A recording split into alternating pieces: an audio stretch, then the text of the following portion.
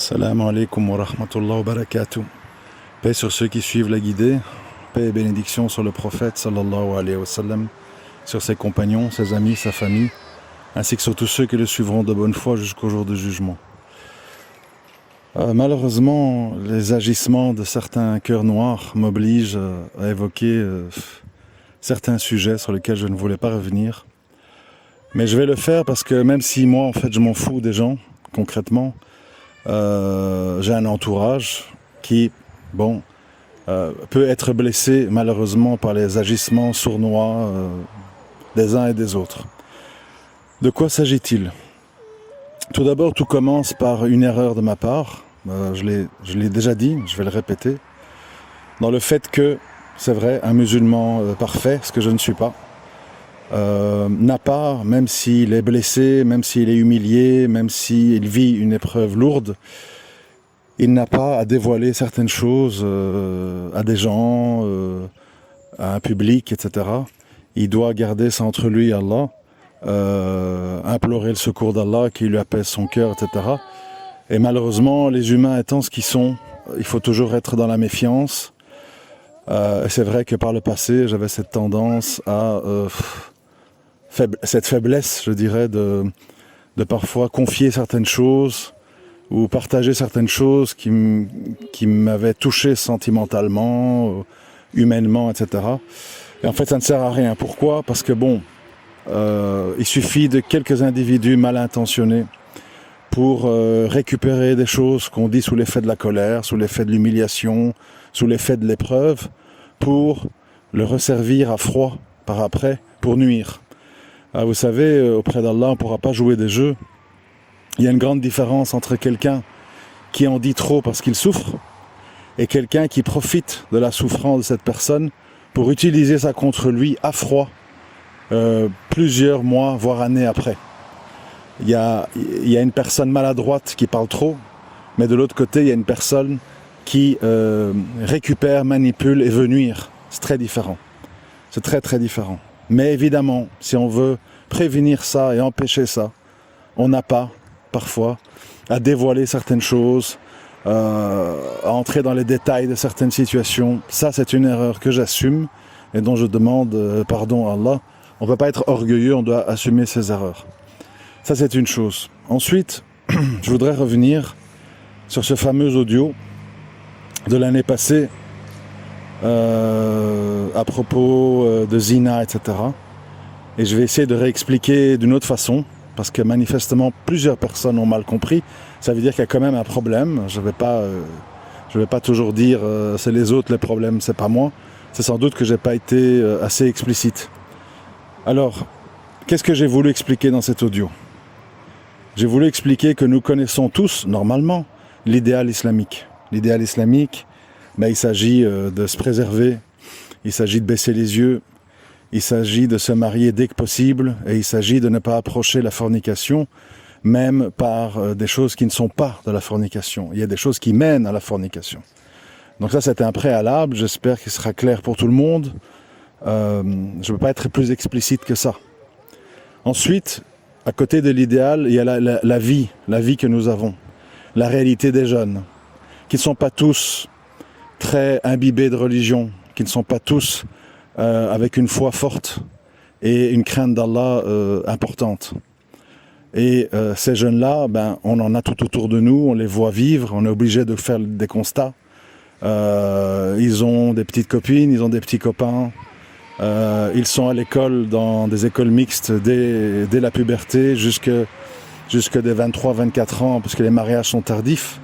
Donc ça veut dire que ces jeunes qui sont déjà faibles en religion doivent en plus convivre avec des garçons et des filles pendant plus de 10 ans en s'abstenant de toute relation. Et ce que j'ai voulu dire dans cet audio, c'est que ces gens-là, ces gens faibles, si vous en avez autour de vous, si c'est vous-même, je ne sais pas qui écoute évidemment, j'ai voulu dire dans cet audio, attention, car si vous êtes faible et si vous désobéissez à Allah, ce que je désapprouve de la façon la plus ferme. Mais je sais, pourquoi je dis ça ? Parce que je sais, puisque moi-même je suis un être humain, et je suis un être humain qui a un certain niveau de foi, qui est peut-être pas très important, j'en sais rien. Moi-même, je sais à quel point c'est difficile dans le monde d'aujourd'hui de slalomer entre le mal. C'est très compliqué, pour plein de raisons. Donc je me mets à la place d'un jeune qui est d'une autre génération, qui a peut-être une foi plus faible, etc.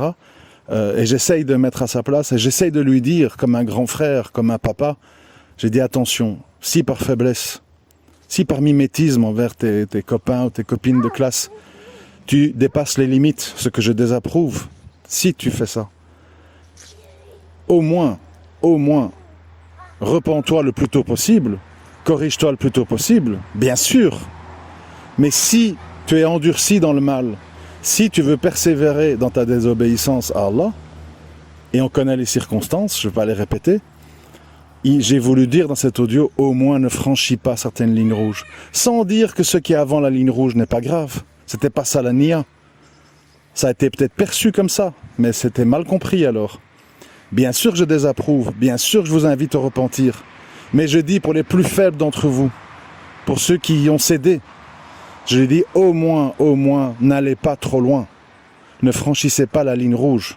C'est ça que j'ai voulu dire. Ce qui est un peu malheureux dans mon cas, sans vouloir jouer la victime, c'est que je remarque en fait que je ne bénéficie jamais du bon soupçon. Jamais on se dit il a dit ça avec telle intention. C'est toujours en fait il cache quelque chose, il a un projet secret, c'est un pervers, c'est un vicieux, c'est un gars bizarre, c'est un gars équivoque, on ne connaît pas bien sa croyance, on ne sait pas où il veut en venir. Alors qu'en fait, Mania est d'une simplicité enfantine, j'ai envie de dire. Je vois que nous sommes dans un monde à la dérive. Je vois que on est dans un monde où le mal est de plus en plus mélangé au bien. Et qu'à un moment donné, pour les plus faibles, on doit aussi s'adresser à eux. Le discours orthodoxe, on le connaît. Baisse les yeux, jeune, marie-toi. On le connaît tous. Mais manifestement, ce discours n'est pas appliqué ou pris en compte par toute une catégorie de musulmans et de musulmanes. Et c'est à eux que je m'adresse. Je m'adresse à ces gens faibles. Et je leur dis que votre faiblesse ne fasse pas que vous alliez trop loin. Vous êtes déjà trop loin, mais n'allez pas trop loin. C'est ça la question. Et aussi, je ne me mets pas en donneur de leçons, puisque je vous le dis moi-même, moi-même, j'ai commis des erreurs, souvent de langage. C'est vrai que quand on est public et qu'on s'exprime beaucoup, évidemment, on augmente ses chances de dire des choses qu'on regrette. Mais ce qui fait le plus mal au cœur, au-delà de ce manquement, de cette maladresse, qui peut être même un péché, puisque divulguer des choses parfois sur les personnes ou sur sa vie privée, c'est un péché. Ce qui fait mal, en fait, c'est de voir que des gens profitent de moments de faiblesse d'un individu, qui est censé être un frère en islam, pour resservir à froid certains propos dans l'intention de nuire. Et ça, c'est de la méchanceté. C'est-à-dire, moi, c'est de la maladresse, c'est de la surexposition, c'est le fait parfois d'étaler des choses qui n'auraient pas dû l'être, et je le reconnais et je m'en repentis, je le redis encore une fois. Mais ici, maintenant, on fait face à des gens parce qu'on a des points de désaccord sur des sujets tels que la hijra, le Maroc, etc., qui n'hésitent pas, en fait, à récupérer des choses du passé qui ont été dites sous l'effet de la colère, de la tristesse, du mécontentement, pour attaquer la personne, parce qu'on n'aime pas son discours. Et ça c'est malhonnête. Ça, c'est malhonnête parce qu'il y a des conséquences. Moi, pas avec moi, parce que moi, je m'en fous, en fait. Moi, je m'en fous des gens, ce qu'ils pensent de moi, ce qu'ils disent sur moi. Franchement, je m'en fous. Presque même, j'ai envie de dire, l'adversité, ça me motive, ça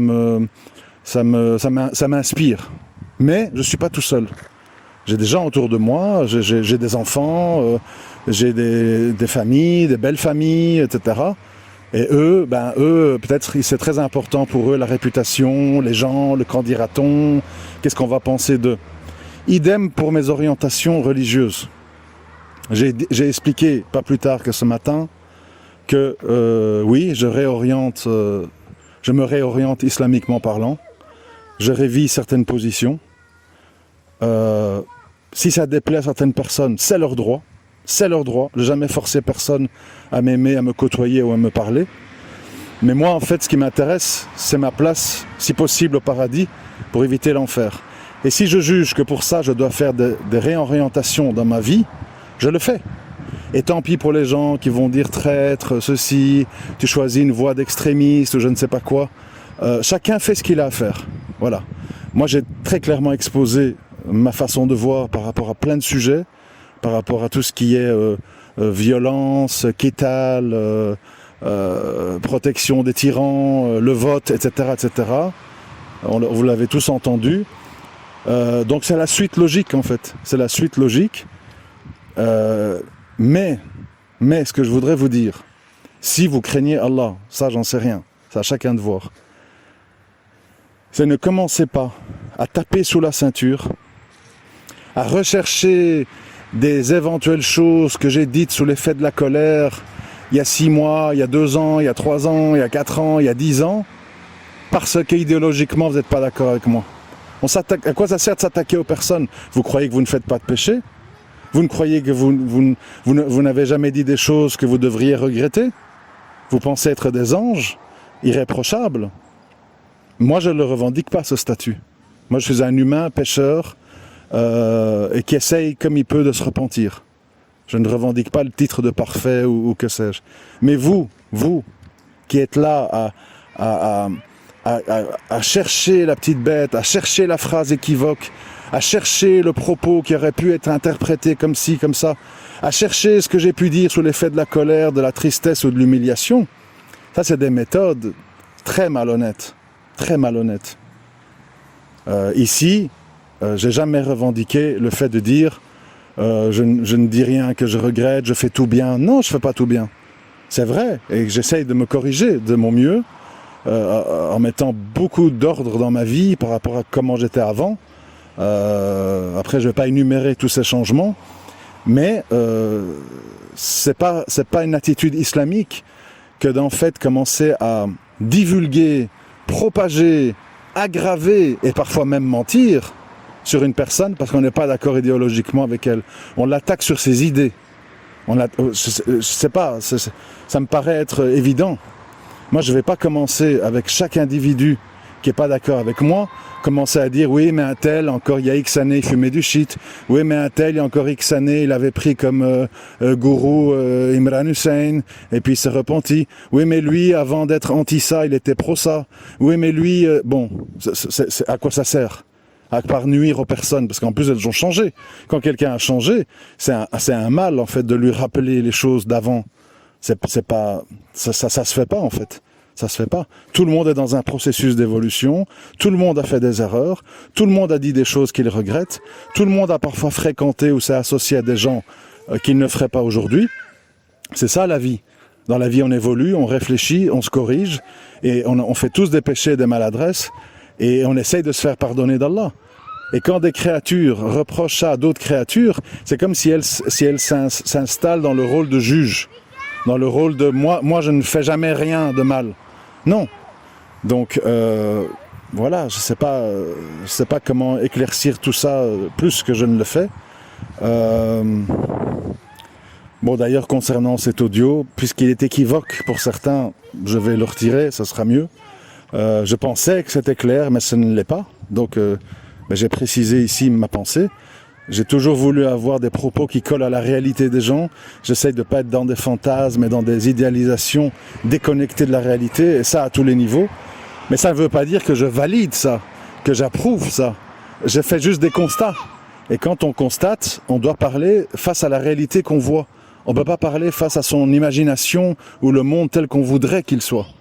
C'est important. C'est important parce que justement les musulmans manquent de discours où ils se sentent concernés par rapport à leur réalité. C'est comme des gens qui disent « il faut se marier jeune, il faut faire hijra, il faut ci, il faut ça ». Oui d'accord, celui qui veut se marier jeune, il fait comment dans le monde d'aujourd'hui? Par rapport à l'argent, par rapport aux familles, par rapport à la situation professionnelle.